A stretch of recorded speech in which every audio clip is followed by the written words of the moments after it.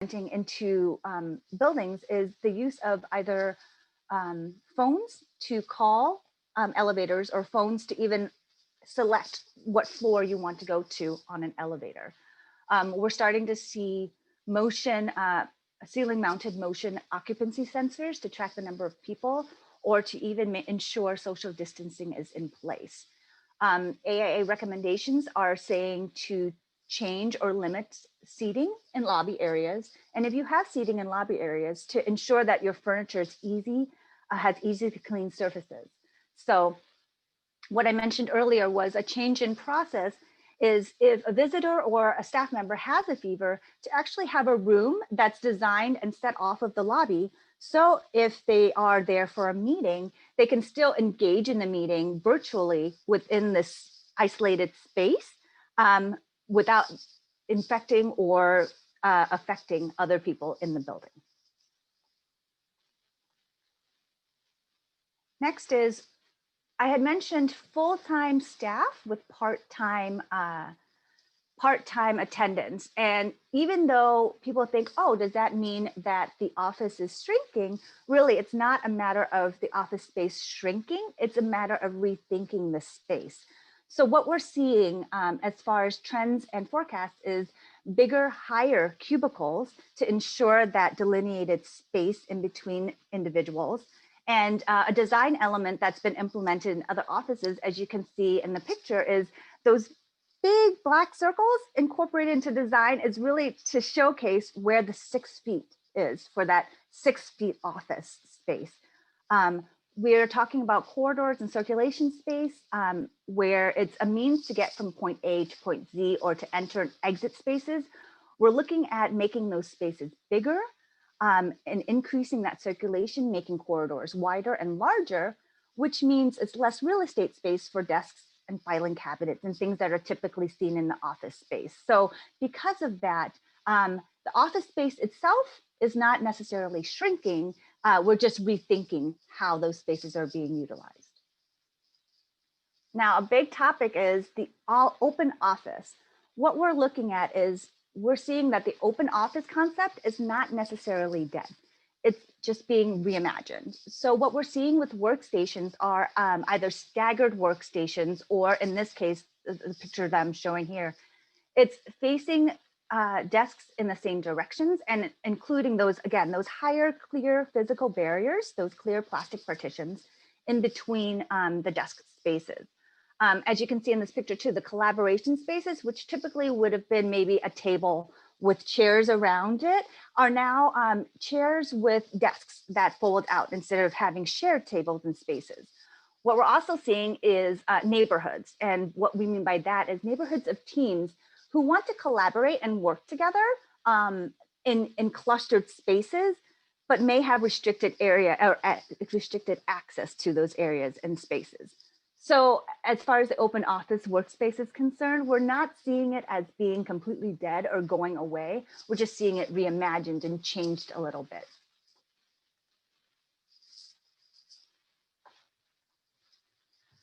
So with workplace design, again, we're thinking full-time staff with part-time attendance. So what does that mean? That means that it's going to become a more dynamic workspace to accommodate that pop-in office worker.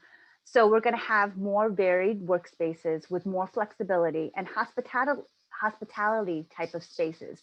We think of cafe style high booth seatings, smaller breakout rooms, privacy booths, huddle rooms, and even outdoor spaces with more outlets for people to plug in. We're thinking movable furniture for flexibility. And just think of, we're thinking of like coffee shops and co-working spaces, areas where employees pop in, they grab a cup of coffee, they collaborate, they work, they meet, and then they leave. Again, space for the area to delineate between personal space and workspace, and then having that interaction with coworkers, but the flexibility to pop in and out as necessary.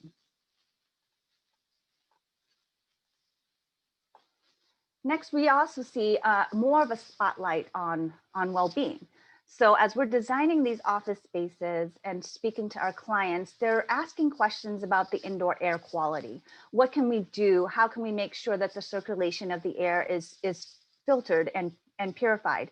So we're seeing installation in HVAC systems of plasma systems, UV systems, bipolar ionization systems in HVACs. We're also seeing a lot of green environmental design, which this is something new that I've learned too. It's called biophilic design, which is incorporating plants inside the building. So, you know, we all, most of us have like little desk plants, but really this is like plant walls. And using the plants as not only aesthetic looks, but also as a filtration for the office space. We're going to see more natural daylighting uses, operable windows if possible to allow for natural ventilation, and again, the use of more outdoor meeting space. And then, of course, there's going to be more of a focus on furniture, fixtures, and equipment. So FF&E, things that make sense. You know, we think of things like the motion sensor doors or touchless faucets. Those are the things that make sense. But because of this opportunity that we've had with COVID, everything's kind of been thrusted into hyper mode. So now everything is, the wants are becoming needs. So things like touchless entries, touch-free soaps, faucets, hand towel dispensers, what can we incorporate and change and make it hands-free? Water coolers, things like that. We're also looking at foot poles, forearm poles for doorways, and more focused and more intentional on the selection of materials. So what kind of materials can we use for our furniture, surfaces, upholstery that, you know, a coronavirus virus can stay, it's easy to clean and it's germ free. And how can we incorporate that into the space? So more focus on those high touch areas, poles for cabinets and things like that. And we're also seeing those upping their technology game. And what we mean by that, not only the ease of connectivity within the office and for those remote workers, but we're seeing mixed media conference rooms or being more thoughtful as far as how many screens we really need. You know, historically, we've seen, you know, maybe one larger screen, some connectivity, but now we're seeing conference rooms designed with multiple screens, multiple abilities to connect with multiple team members, knowing that if someone had to isolate from home or someone's working remotely, they can still tune in and kind of be incorporated into the virtual space, if you will. So we're seeing what's happening is now a transition to looking at a smart building as a whole. So if you think of a smart home, you have these cool gadgets that are driving the trends of your lifestyle, right? Things like comfort sensors, occupancy sensors, things like that within the residential home. We're starting to see that incorporated into a larger scale. We're seeing that incorporated into a building and the office space itself. So it's really cool to see how technology is really being incorporated more into the office space and office space design.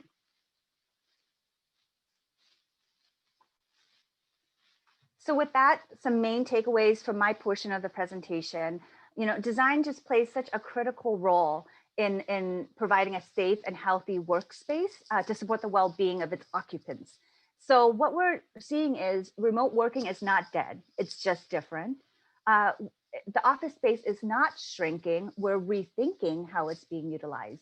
There's a continuous focus on well-being, and with the full-time staff and part-time attendance, flexibility is truly key with staff and space.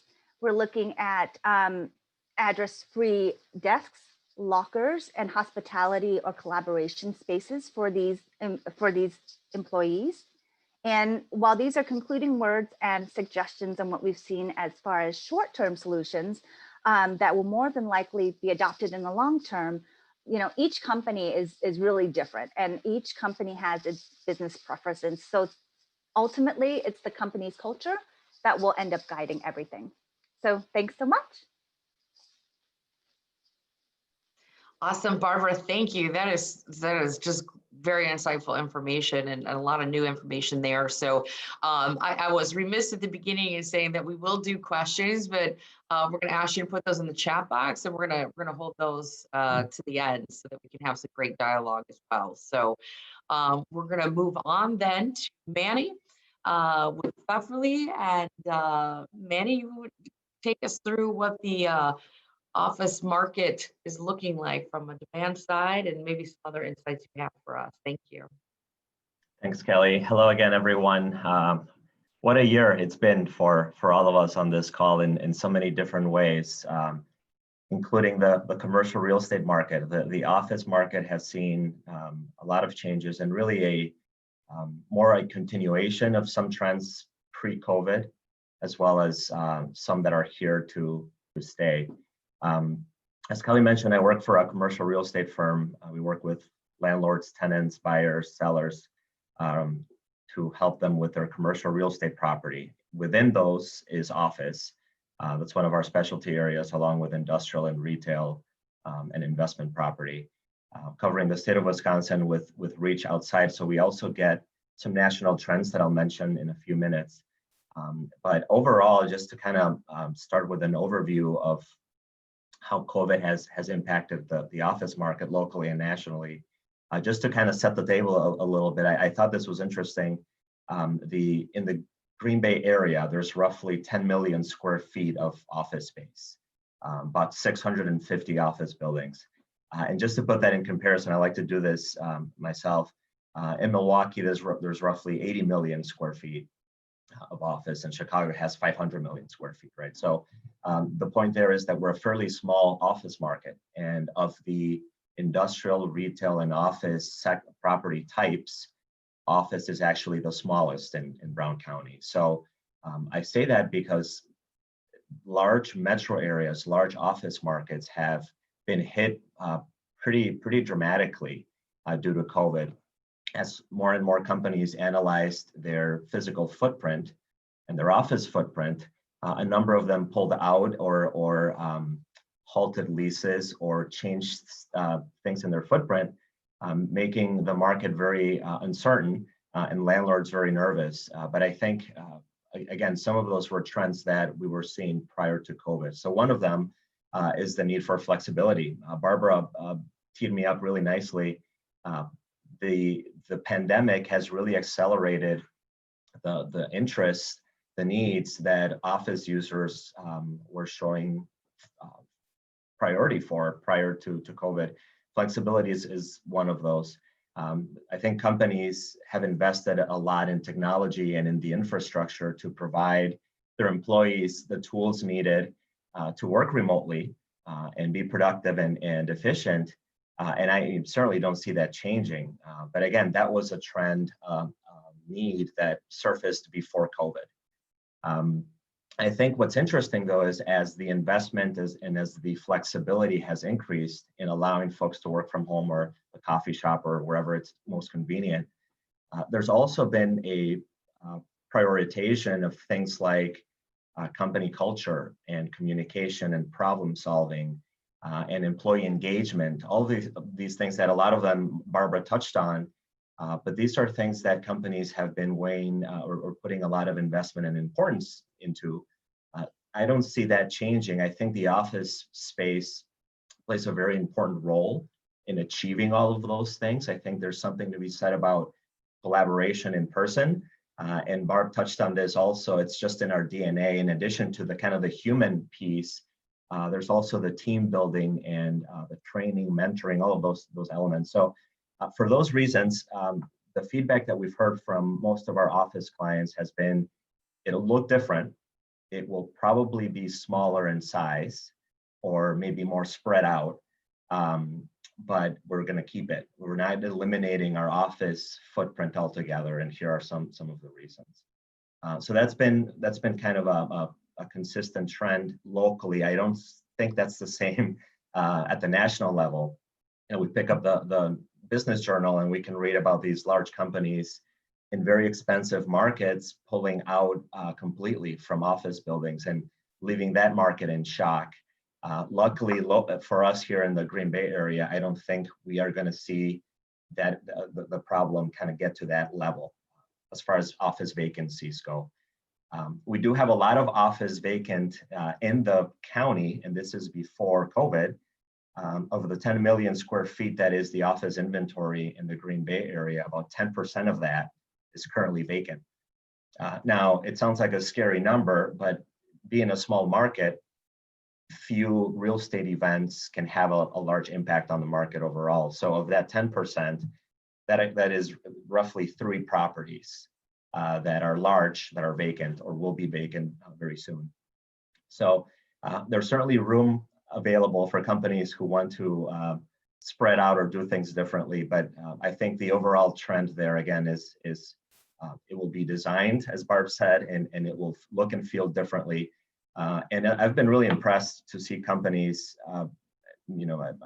this also came as a necessity, but how they prioritize employee safety, right? And that's been across the board, regardless of the industry.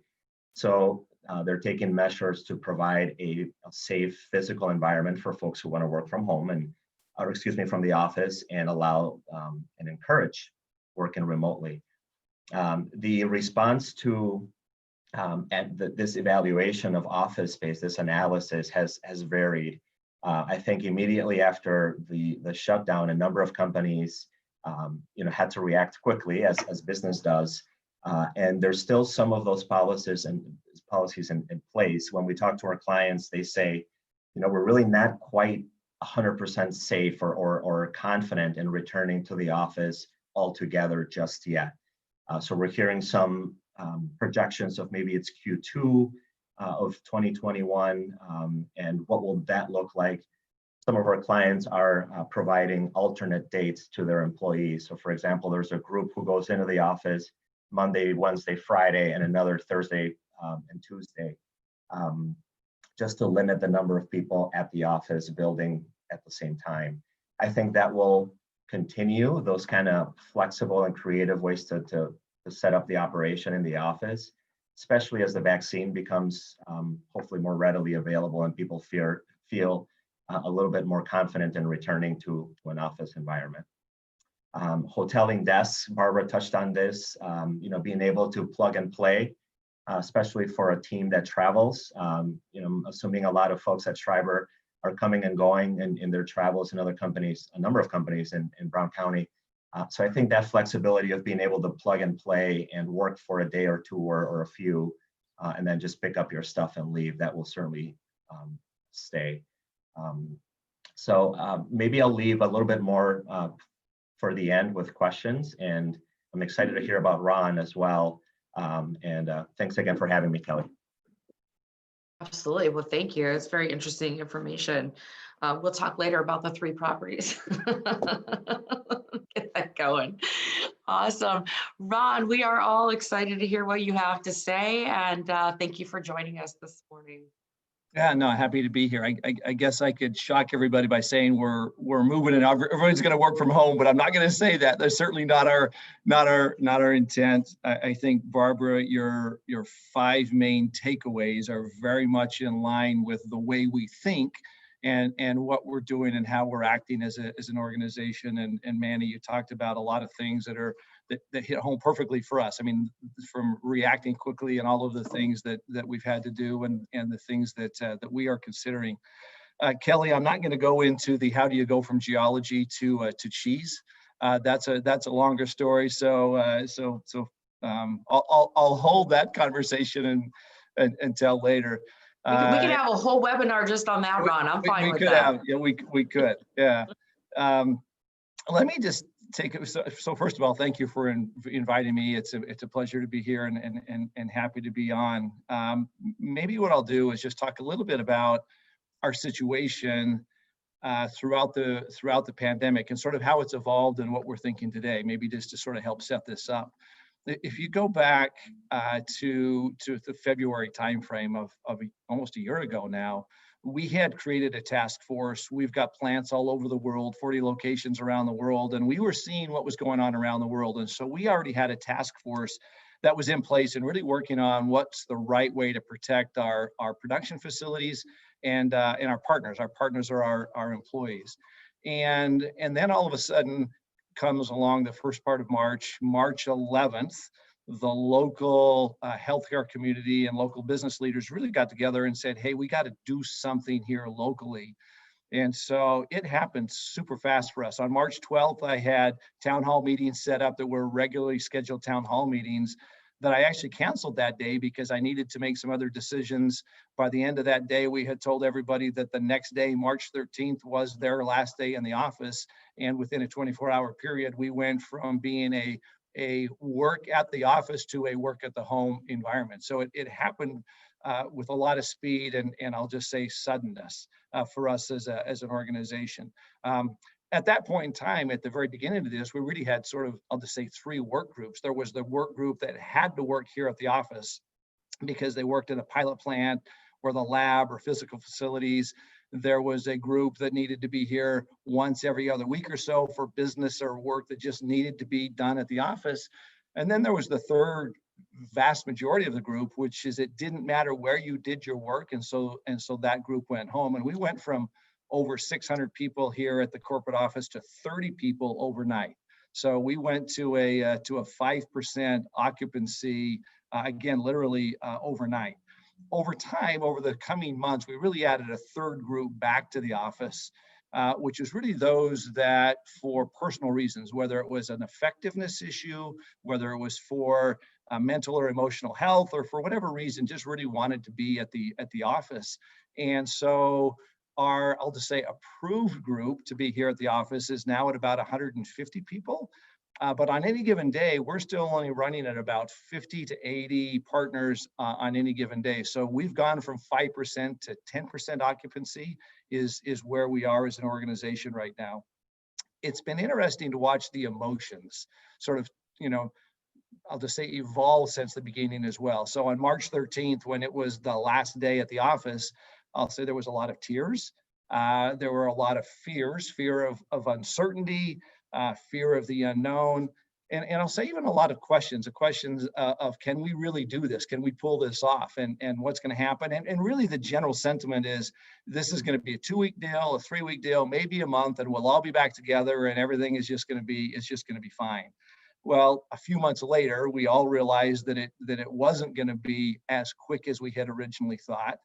And the emotions started to change. The emotions went from one of this is really strange to one of acceptance. I'm going to say even one of comfort. People got comfortable not being at the office. And in many cases, I would say a lot of our partners talked about increased effectiveness, the flexibility that it added them and what was now a lot of that had to do with their home situation and kids home from school and everything else. But there was an increased feeling of, I'll just say, comfort and effectiveness as well. So I guess what's the summary? 2020 certainly forced us as an organization, and I'm going to talk about us, but I'm going to say I'm speaking for all of our customers and suppliers as well. So I talk to the leaders of all of our customers around the world and our suppliers around the world, and they're in a very similar, I'll just say, not only situation, but the way they're handling it is very similar to the way we are as well. And we've really had to rethink. Barbara and Manny used that word rethinking, right? We've had to rethink how we do business, and we've had to go through a year's worth of change, decades worth of change, really forced within months, weeks, even days in terms of it being forced upon us. I mean, there's been businesses who said we could never do this. We can never work from home. We have to be in an office. They were forced to change their model and think, how do we do it? It was either change and adapt or else you go out of business, right? And you can all think of the sectors, right? Whether it's the retail model where it used to have to be storefront, brick and mortar, and this was all pre-COVID stuff as well, but because it started with Amazon and others, you don't have to have a storefront anymore. You can shop online. You don't have to have tables in a restaurant. Certainly that's nice and we all want that again, but you can do curbside and you can do delivery, and you don't have to go to a fitness facility to have a class. You can do it on a Peloton, or you can do it in a mirror, and you don't have to have the traditional workspace, the office space to get work done. You can do it in the comfort of your home or in another spot. So you don't have to go to class in a classroom. You can go to class at home. Now, I'm not saying these are all the right solution or perfect solutions, but over the course of a very short period of time, we gained a lot of insight.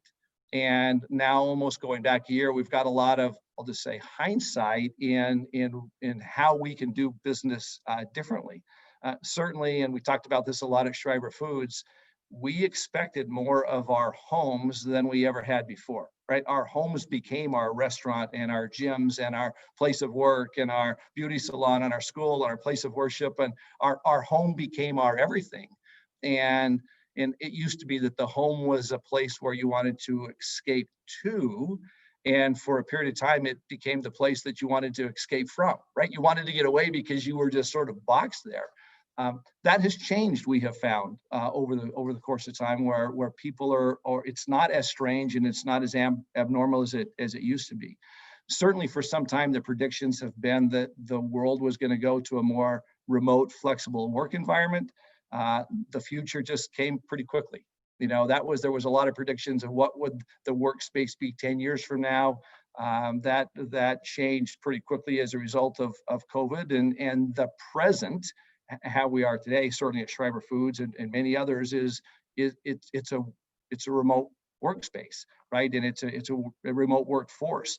The real future, we believe, isn't going to be 100% remote. It's going to be exactly as Barbara and Manny have talked about. It will be a flexible hybrid sort of model, and we will be rethinking, reimagining, re-engineering what the office space looks like and what it's used for.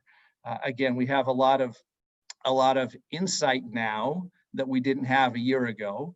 We have the beauty of hindsight now because we're 12 months almost into this thing, and it's really helping us, I'll just say, come up with and identify what I'll say is the probable and preferable workplace of the future. And again, it's because of where we've sort of gotten to. The key question that I ask, and I think that all business leaders have to ask, is what's the work that needs to be done? Right, sort of starts with that. So what's the work that needs to be done as a consideration and a question? Secondly, who is it that does that work, and who's the beneficiary or the recipient of the work that's being done? And then thirdly, where can that work be most effectively done? And it can't be just determined by the person who does the work. It has to be determined by the person who does the work and the beneficiary or the recipient of that work. And as long as there is, and it doesn't have to be a written agreement, but as long as there's an understood sort of agreement on how that work can best be done and facilitated, then we'll see, we believe, a lot greater flexibility. Me personally, I'm not so concerned as a leader about where the work is done or even where the output of that work occurs. What I'm interested in is the outcome and the impact. Right? If we're getting the right outcomes and results as an organization, then that is the most important thing for me. And I need to make sure that our partners have a workspace that facilitates the right, I'll just say, level of outcome that we need as an organization. So office usage, we are certainly accepting the reality of a more flexible model. I was very much in the camp early on that, gosh, I can't wait to get everybody back here at Schreiber Foods. I need the 600 people around us. It's right for our culture. It's right for our business. We're not a virtual company. Just as quick as we can get everybody back, let's get everybody back. And I have certainly accepted the reality that the future is going to be more of a hybrid model and more of a flexible model. I mean, today it's forced flexibility because we didn't have a choice, certainly early on. I think the future is going to be flexibility by choice, flexibility by design, instead of the sort of forced flexibility that we have. Office space, it candidly is really just a simple tool and a resource to help achieve the outcomes that the organization is looking for. Right? It's not the place that you have to go. It's the place that becomes a tool and a resource, and has to be designed such that the activities that occur in the office space again allow you the greatest possible outcome. For that, right, it's you think about where people need to be together, it's an innovation space, right? So we've converted one of our floors, and this has happened since the beginning of COVID. We've converted the first floor of one of our wings into an innovation hub. So we've relocated everybody that was sitting there. They don't know where their new spaces are yet because they haven't come back to the office. But when they come back, everybody's going to be finding their, it's like going to school for the first day. You got to find your locker and your desk, right? So a little bit. We've reshuffled the office space here, and people will be coming back to a new space because we created an innovation, very open, a good hub for us. We'll have space for project teams to work. So it will look different than the traditional sort of cubicles, but a space for project teams and a bigger space for training and development and team building and better spaces for town hall meetings and places that I'll just say promote collaboration, well-being. Barbara talked about well-being a lot, but what's the best environment to promote the collaboration, the well-being, the social interaction, where you can manifest your value and your cultures within an environment, right? The workspace doesn't have to be where you come and just do transactions. If your work is just to come and do a transaction, you can just as easily do that from your home, but the office becomes a place where you can collaborate and innovate and have social interaction and have cultural sort of building events. So that's what I say and we see the office environment changing into, is less about a transaction space, more about a collaboration space where you're able to accomplish, again, the greater outcomes. There'll always be work that must be done, again, because whether it's a lab or a pilot plant sort of thing, there's the work that is better suited to be done in an office environment. But those two things will be, I'll just say, the smaller percentage of what will happen here at Schreiber Foods. The vast majority of work, it'll be work that will be done here because we choose to do it here, not that we have to do it here. And we choose to do it here for the reasons that I just talked about. So the innovation, collaboration, team building, project teams, so all of those sort of things will be how it will morph. Do I see, and again, I can talk for the McDonald's of the world, the Walmarts, the Dannons, some of our bigger customers, they're all saying the same thing that I'll say here, which is, do we see the need for an office space? Yes, we do. Will the needs that we have for the office space in the future change from what they've been in the past? Certainly they will, again, based on the right function of the office space. Does it have to be reimagined? Absolutely, and it is. I guess I'll just say prediction for the future is that the office space of the future can be way more effective than it was pre-COVID, and certainly can be more effective than what it has been recently because it's not even being used. But I think this gives the business community an opportunity to really rethink, reimagine, and get better use, more effective functional use out of the office space instead of just the transactional use. So I could keep going on, but maybe I'll just sort of stop there and then open it up for questions and comments. Awesome. Thank you, Ron. Fascinating to hear all the changes and perspective and the future look. Really like the collaboration and innovation piece. I think that's absolutely. I think humans are very social and need the connectivity, right? I know after a week at my house with my child, I need out. So I need that connection. I'm curious. I'm going to start with you, and then we'll just, as you have questions for participants, please throw them in the chat box, and we'll get those asked and answered. I'm so curious about culture because each one of you talked about culture. But Ron, if you're talking about the day that you closed down the office and people were crying, they obviously have a strong tie to the people they're working next to every day. So talk to us about, how intentional you've had to be about culture. Maybe what are some things that you've done to try and maintain that culture in this remote environment? Yeah, so great question. So just a comment about culture first of all, and then maybe I'll directly answer the question. What I've come to believe and really understand is that culture isn't created just because there's 600 people under one roof, right? You don't have to have everybody under one roof to create culture. There are many companies out there that don't have an office space who have wonderful cultures. So it's less about, and by the way, we have 9,000 people around the world, and so the culture is set by everybody, not just the 600 here.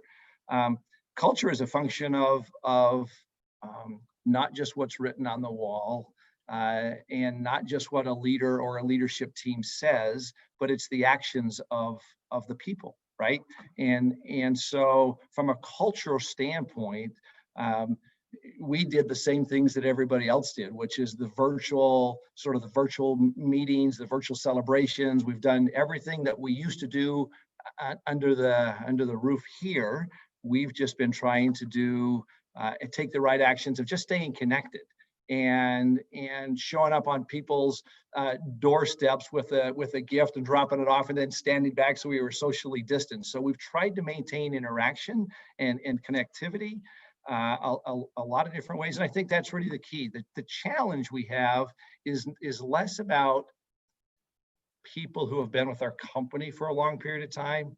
It's the new employees that we've hired since the beginning that didn't get a chance to sort of get surrounded and get that cultural feeling. And I think we've tried to, as best we could, embrace them and get them to understand and feel what it's like. There's still no substitute. And this is why I say office space is so important in terms of what you want to do going forward. There's no substitute for the human interaction. And I think everybody said that on the call here this morning. And so the human, not just what we're doing on a video screen, but actually literally seeing someone. I'm one who says training and development. You know, we do training and development now. We go into breakout rooms and sort of you go off the screen and all of a sudden you show up on a different screen with 3 or 4 people that are part of your breakout group. That works okay, but there's nothing like going into a breakout with actual physical bodies and where you can see the actions and have the interaction and the dialogue. And so, so what have we done? We've tried to keep everybody engaged as much as we possibly can. And again, I'll just go back to the culture piece. It's not the words that are written on the wall. It's the actions that you take as an organization. It's the actions that you take as a leader. The culture is your personality, and we've tried not to change our personality of the organization. And yeah, but that's a common question: is how do you preserve the culture? So Sure. the actions we take. Clearly we can see why you have such a good culture with great leadership. So, so some of the questions are coming in now. I think one, just to kind of follow up on that, talking about the hybrid of work opportunities, how do you see that? Let's see, there was another one talking about people working from their kitchen tables. I moved my desk in several different rooms throughout the house, trying to get the right situation. How, and this is for all 3 of you, any of you that want to answer it, how do you see that moving forward? As far as, you know, do you anticipate maybe people looking to add home offices if this is going to be a permanent hybrid situation? I don't know, what does that look like? And you know, I've read some articles about some corporations that are doing stipends for you know, workplace furniture at home, or, you know, whatever you need to be able to adapt your home environment. So maybe touch on that moving forward. I can speak to that a bit. I think part of the need for flexibility from office users will be in response to the very different setups that people have at home, and you know, kind of family dynamics. Ron touched on, as we all know, the you know, kids staying or virtual learning from home, and how does that impact your productivity and things like that. I think it's important, and we're certainly hearing this on the market, that it's important to recognize that blanket policies may not work, right? That it's really, as Ron mentioned, it's sort of a blend of working from home and checking in at the office, but it's really personal choice. But it's the employer providing the encouragement and the systems in place so that both are safe and productive. To Ron's point, as you know, someone in commercial real estate, I wholeheartedly agree that culture is more than the 4 walls, and you know, the space plays a role in it, but there's a lot more to the picture. But I think as far as flexibility goes, I think some industries and some folks work better from home because they have the kind of setup that they have everything they need, so to speak. So I think employers will have to recognize that going forward. Yeah, and I would say for most of our employees, the way I've got the office set up right now is you're welcome to come back. I haven't asked people to come back. I'm not sort of forcing people to come back, but I've said, if it's not working well for you in your home, if the kitchen table doesn't work, if your kid's bedroom doesn't work because that's your place where you have to go to quiet because they're out playing, then please come back to the office. Use the appropriate protocols and everything that we have in place. But again, it's about effectiveness. Where can you be most effective for the work that needs to be done? And if in fact your home provides a place or sanctuary where you can be effective, gosh, that's great. If it doesn't, then let's set up a space here at home office that allows that and gives you the greatest chance for effectiveness. People are engaged when they can be effective. When you're distracted and you don't feel effective, then it doesn't matter. Then it doesn't matter where you are. I mean, people are not effective here at home office at Schreiber because of the distractions. Well, that's, so it goes both ways. It's not just ineffectiveness at home, it's ineffectiveness in the four walls of an office building. So what I'm trying to think is what positions, not just the positions, but what personal circumstances create an environment that makes you, the individual, most effective. And I want to echo what Kelly had mentioned earlier. Some trends that we are seeing in our space is any employer, any company who is asking their staff members to work from home. We are seeing stipends being allowed, allocated to employees, making sure that they have all the equipment that they need, whether it's, multiple screens, connectivities, stipends for, work office chairs, or stipends for even internet.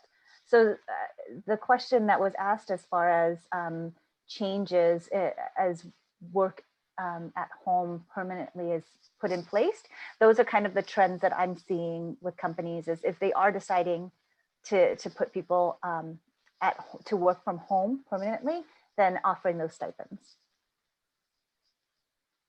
Barbara, I think that raises a really great question. And this is a little bit more of an economic development question from my standpoint, but what kind of need has that articulated for broadband access, internet connectivity?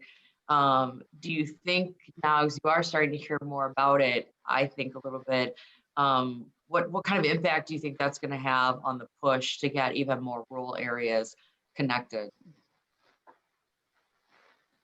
Well, I mean, I think it will for sure, right? I mean, if the world is going to sort of demand, if you will, that there's flexibility and remote access, we certainly see it with our partners. We've got some who live in remote areas whose connectivity isn't as great as it should be, and it impacts their work. And for those that live in very remote areas, they're the ones that, again, I'm going to go back to the effectiveness word. To be more effective, they need to be here. It may not be where they want to be or where they need to be, but because of effectiveness reasons. So there will be a push for that, I guess I would think.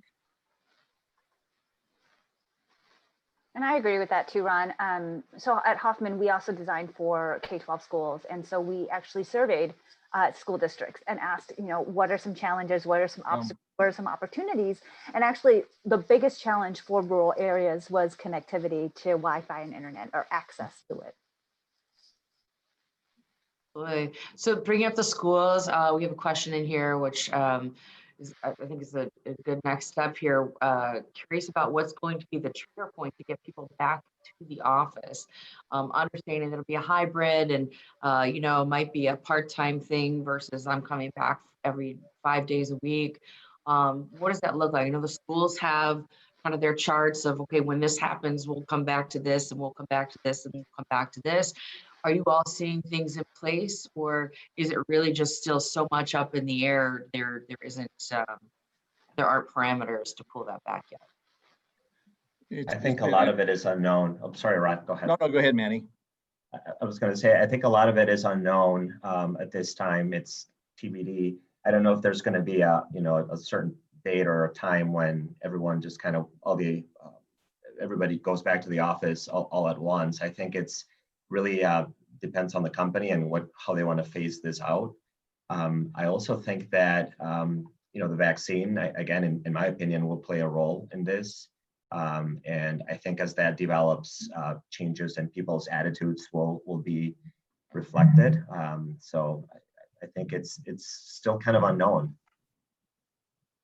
Yeah, I was going to say early on, I thought it was going to be sort of a black and white, right? I mean, one day you're not in the office, the next day you're going to be back in the office. It'd just be a point where that would happen. And so when we left the office on March 13th, we didn't know right away, but then we quickly came back and say, just plan on being back June 1st. And then we said, well, no, plan on being back August 1st. Well, no, just kidding. It's really September 15th. Let's wait till school gets going. Now, I think it's October 31st. And then it's, let's wait till January, till after the holidays. And now it's like, okay, I'm going to quit telling everybody when that date is because it never happens. And what I think we realize is it won't be an overnight deal, right? There will be a number of trigger points. And it's sort of one of those things, this just hit my head, and it's really kind of a bizarre analogy, but it's the chair that fits just right, or the bed that fits just right. It's this too small, too big, or it fits just right? We'll know it when we feel it, right? I don't know that there's an absolute trigger point that I can say, when this happens, we'll be back in the office. What we will say, and what we're working on right now, here are the parameters of being back in the office. This is the flexibility that we're going to offer. This is how we're going to do things. And we'll start slowly, gradually, I'm going to say within even the next month or so, start working towards that eventuality where this is what the space will look like. This is what you can expect. And oh, by the way, whenever you're ready, start coming back and doing that. And I see that happening over a 2 or 3 or 4 month period of time until there's a point in time where we just know it feels right. And that will say, okay, it's time to fully enact what the program is. So sort of a vague answer, but there's not an absolute one trigger point. It will be a gradual thing that I'll just say we will start implementing here in the few months in the near future. Absolutely. Well, we've gone from Snow White to Goldilocks, so that's quite a range. With that, I think that's a nice lead into to childcare, because I think as part of that question previous, it was talking about kids in school, kids not in school, and there's been a lot of articles over the last few months about the number of women leaving the workforce in 2020, which I won't comment on that, but it's just kind of an amazing fact. And so maybe just thoughts around, do we see, private companies looking at childcare solutions so that people can come back to the office? Or do you think there'll be a shift in that thought of childcare responsibility? I guess I don't know how to phrase that just right, but I think you get the idea. So whoever wants to tackle that first. That's a big question. I think just to give an example, though, kind of related to that, we're working on a project in Brilliant, Wisconsin, and Calumet County for Aaron's company, and they are helping to develop a daycare near their plant and offer a subsidy to employees of Aaron's to drop off their kiddos there as a sort of a perk of the job or the company. And I think there are companies who see that the value in doing that and how kind of practical of a perk it is. And in their case, they had surveyed their employees as to what are some priorities, potential challenges that would prevent you from staying in the company long term or something along those lines. And childcare came up as one of the top, and I think that's across the board, not just in their case. So I think that's going to continue to be a factor, especially as COVID challenges all of the traditional structures. I'd say the challenge for us on childcare was probably less about what goes on here at corporate office and more about what goes on in our production facilities around the world, right? So at least at an office, you can do your work at home. So if you run into a childcare challenge, then you can stay home and get your work done. If you're in a production line and your work has to be done in a production facility and you have a childcare problem, all of a sudden there's a real problem. And so one of the challenges I would say we had early on was that very thing. And so what we were doing is we were having our partners work together at the plant such that they could take care of each other's kids during off shifts and things like that, so that we could keep production lines and plants going. We had people who would change. I used to work this shift. Now I'm going to work a later shift because I have another family member who works at the plant. And so we just had to have very flexible scheduling to allow for that. The level of flexibility isn't just about whether you work in the office or don't work in the office. It's how do you allow your partners the ability to work around their private and personal lives. And I think that certainly is, it hasn't, not just a reality of the last 9 months, but I think that's the reality of the future as well. You know, it used to be, you know, and I think Barbara, you mentioned the sort of, you know, 8 to 5, 9 to 5, right? It's not, that's, and used to be, you know, work life balance, you know, work personal balance. Everything is so integrated anymore, right? Life just all blends together. And the flexibility isn't just what happens between 9 to 5, but the flexibility is what happens in your 24 hours a day. And so that's certainly a consideration. We, Schreiber Foods, we haven't been necessarily talking about setting up a daycare center or anything else. We've just been talking about how do we allow the greatest amount of flexibility such that the things in people's personal life can be taken care of.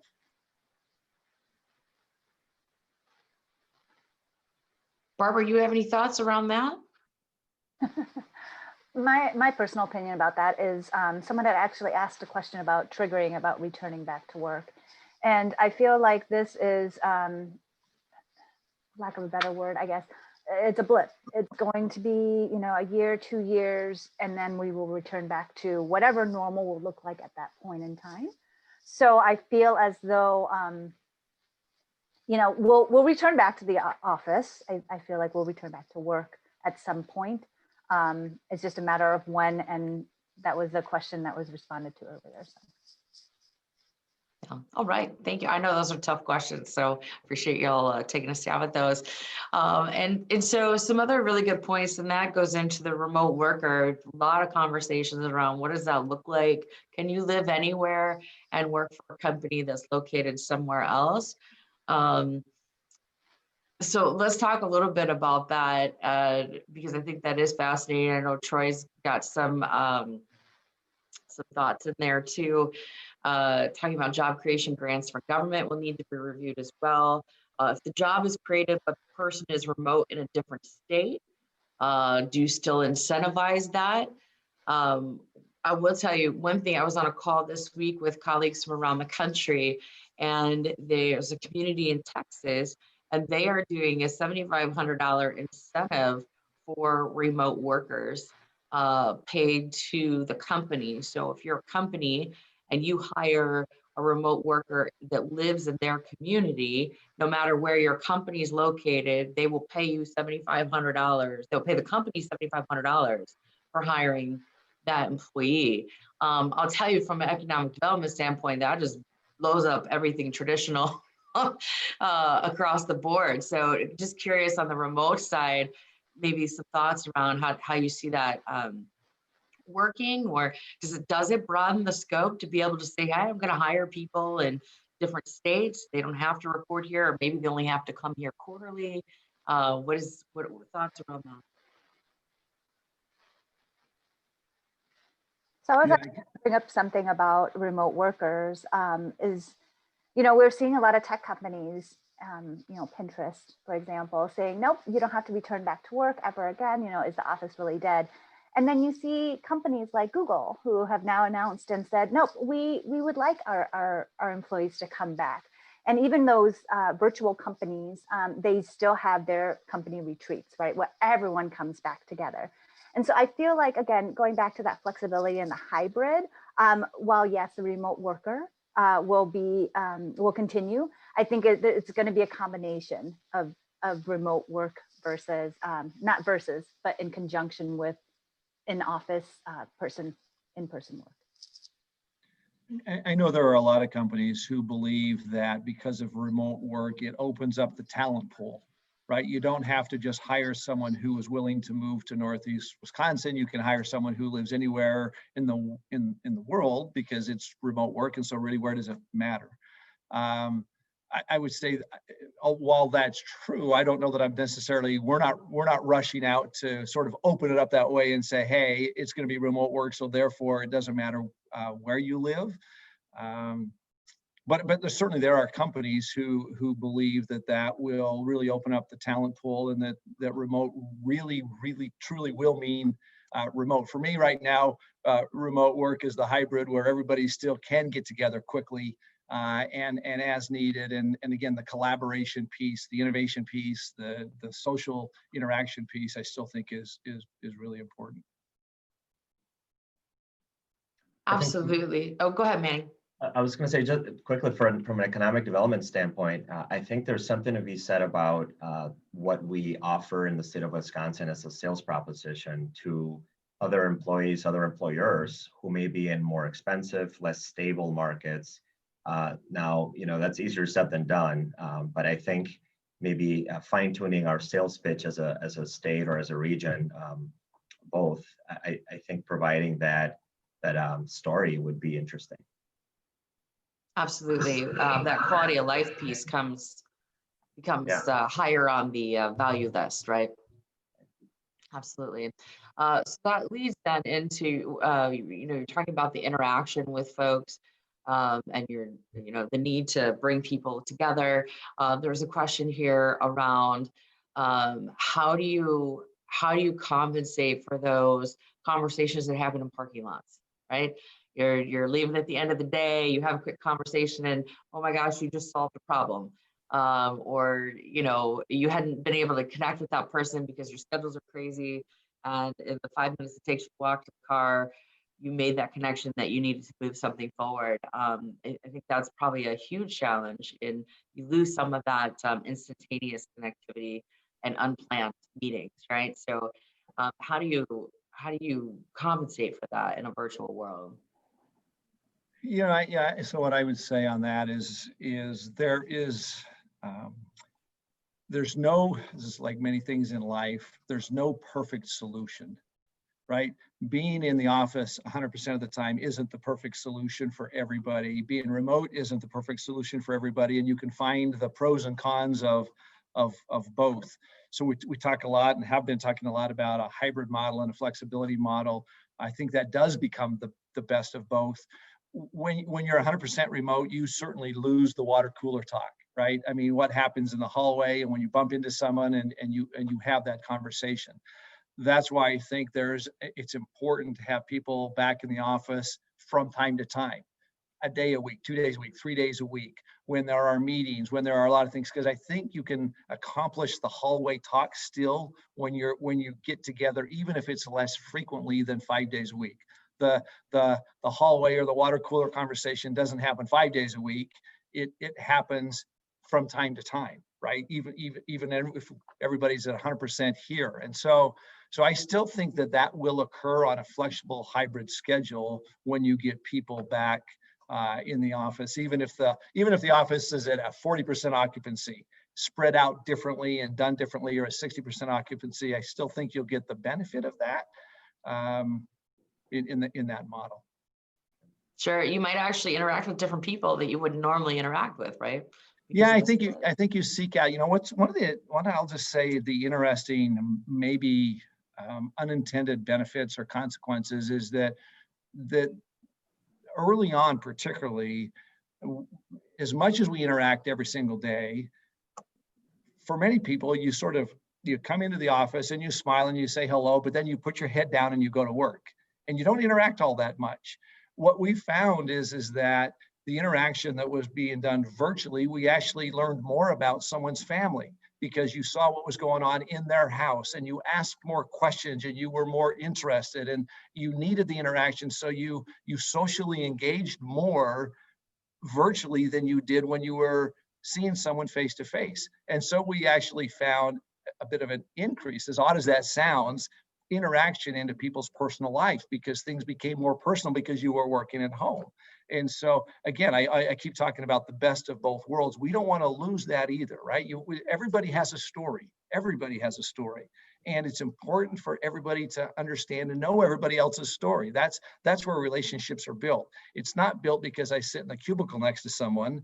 It's built because I know your story and I value your story. And so I think you can get that virtually. You don't have to be side by side to get that. And I think that's what some people sort of lose sight of. They think that if you're side by side, then you can accomplish all of these other things. Well, no, you have to want to accomplish them, right? You still have to proactively do that. And so I think it becomes, again, a personal thing, but knowing everybody's story. And that's why I'll be being a little bit repetitive here, but I said early on, I don't believe that we should go back to the way it was before.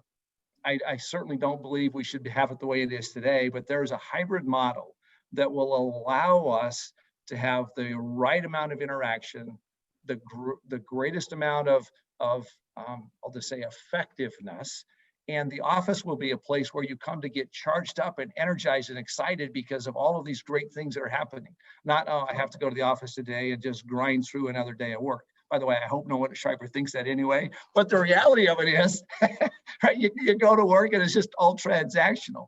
You want to go to work because, hey, I get this interaction and my team's working on this and we're going to have this innovation session or whatever it happens to be. So we can reimagine and rethink an office space to just be a different space. And Barbara and Manny have talked about that, and I certainly concur with that.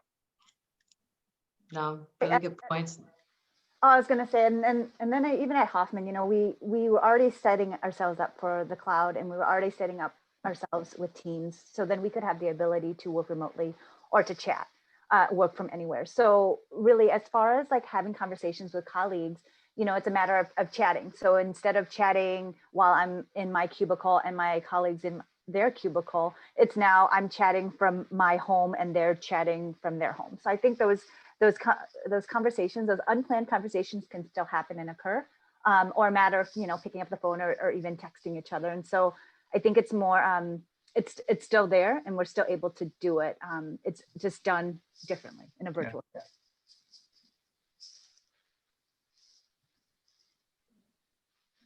All right, thank you.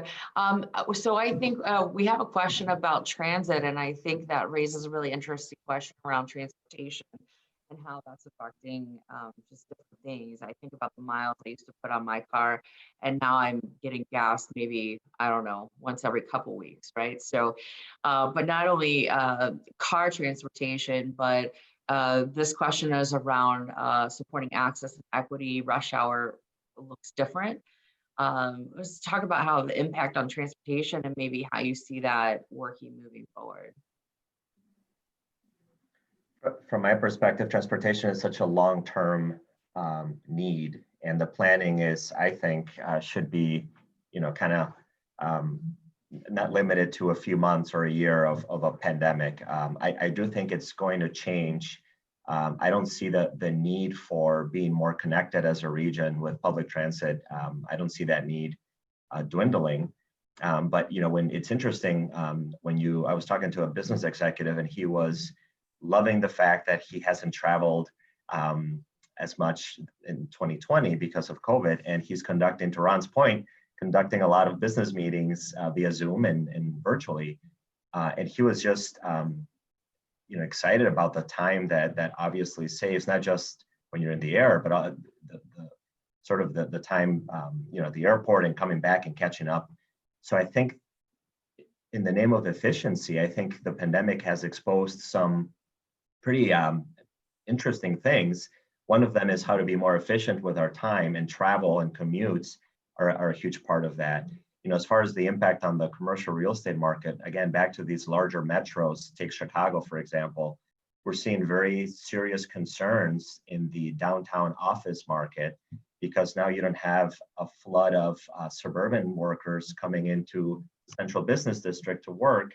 So then that kind of challenges the needs for office space. And so I think commute patterns are changing clearly. I think it's also interesting when you look at air travel and how that impacts our communities with the airports. And so there's various ways to look at it, but I think overall transportation planning should be a kind of a longer range piece. Yeah, maybe I'll just comment just on the overall business travel, less about the transit back and forth to the office, but certainly we anticipate huge changes in our overall business travel, which have been virtually non-existent for the last 8 or 9 months. I'm on the opposite end of what that other business colleague told you, Manny. I can't wait to get out and travel again, right? I not necessarily to our customers, but we've got 9,000 employees around the world, and I feel the need to be in our production facilities and with our frontline workers who have been keeping us in business for the last 8 or 9 months. And so as soon as I can be traveling to Spain and Mexico and India or Texas or Pennsylvania or California, I'll be on an airplane for extended period of time, just because I want to make sure that I get out and thank everybody for what they've been doing. But at an overall sort of level, we won't do as many customer visits as we used to do. We have learned that we can be more effective, certainly much more efficient, by doing 2 of those meetings or 3 of those meetings a year virtually versus having to go there all of the time. So the overall travel industry, I think, has been changed indefinitely. I don't think we'll ever get back from a business perspective to the way it was before because of the efficiency factor that Manny talked about. It's an interesting point. So we just encourage everyone to fly GRB because the corporations won't be flying as many people. We need you to start vacationing more. But that's a really good point. And also, Ron, when you go to Spain, I feel like we should make that an economic development trip. There you go. Because I'm ready. All right. Any last questions or any questions that our presenters have for the group at all? Okay. I think we've gone through most of the questions that are there. You guys have been tremendous. I know it's hard to predict the future, but I think you've really given us some great insights on what's coming, what's happening right now. So I think what we'll do is just kind of close out. Maybe if each of you just want to kind of say some closing remarks, but you've just done a tremendous job of sharing the information with you. And I thank you so much for your time. And thank you for everyone in joining us in the conversation. We did record the session. So it is available if you want to go back to any particular part and understand more. But again, we just really thank you for your time. So I think we'll just stay in that order. So Barbara, if you have any closing remarks or anything else you want to add? Yeah, just my closing remarks are that remote working is not dead. Office working is not dead. It's just different and a matter of rethinking and being flexible for the individual employee. Thank you. And thank you for joining us. Manny? Thank you for having us. And thanks everyone for joining. Ron and Barbara, thank you for presenting really interesting stuff. I think that I am impressed with how resilient of a community we are, a country, and how quickly we can adapt, right?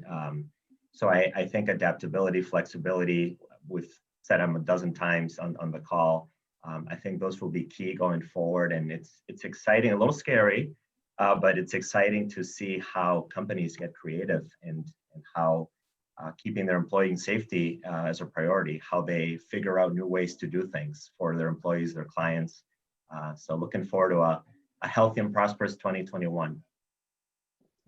Aren't we all? That's fantastic.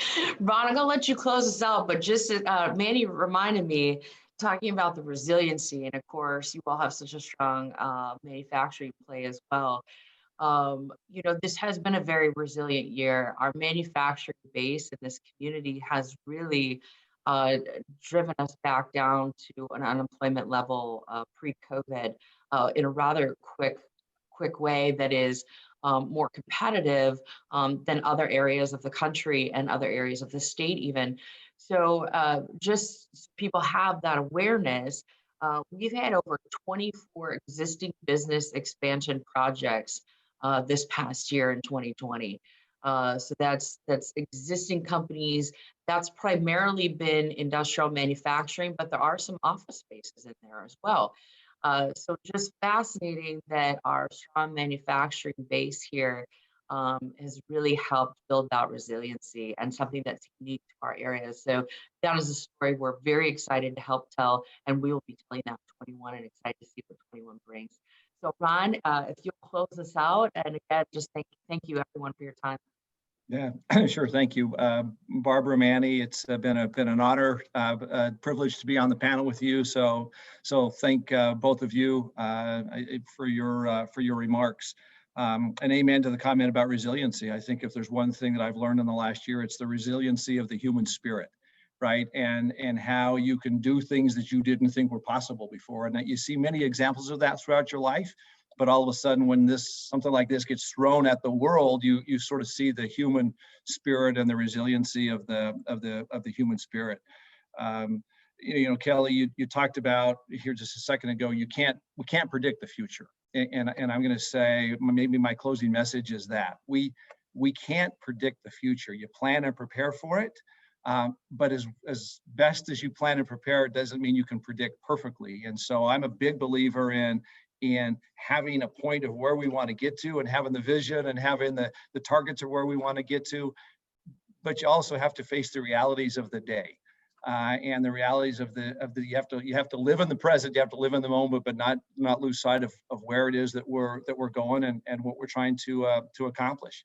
The world around us sometimes can be depressing, but that doesn't mean you should get depressed. Right? The world around us sometimes can be scary. Well, that doesn't mean that you should act scared all the time. The world around us throws us curveballs, and I think we have to guard against the emotions that happen to play out. I mean, over the last 24, 48 hours, there's a lot of emotions in the country and in the world around COVID, and around political things, and around social unrest. And I think we just have to continue to guard our own emotions, and make sure that we're focused on a better state and a better place and where we're going. And then make the appropriate decisions, every single day. We Shriver Foods, we love this area. We've been here for our 75 years in business. We're going to continue to be here for the next 75 years and beyond. So we love this part of the country and the world. We're a global company, but we are very proud to call Green Bay our home. So thank you all for everything that you do in our community to make this place a great place to live and work. And it was a place that my boys were raised, and very proud to have Northeast Wisconsin as a place that my family can call home. So thank you, everybody. Thank you. So glad we recorded that. We're going to use that. Everyone have a great afternoon. Thank you for joining us. Have a great year as well. Thank you. Thanks, everybody.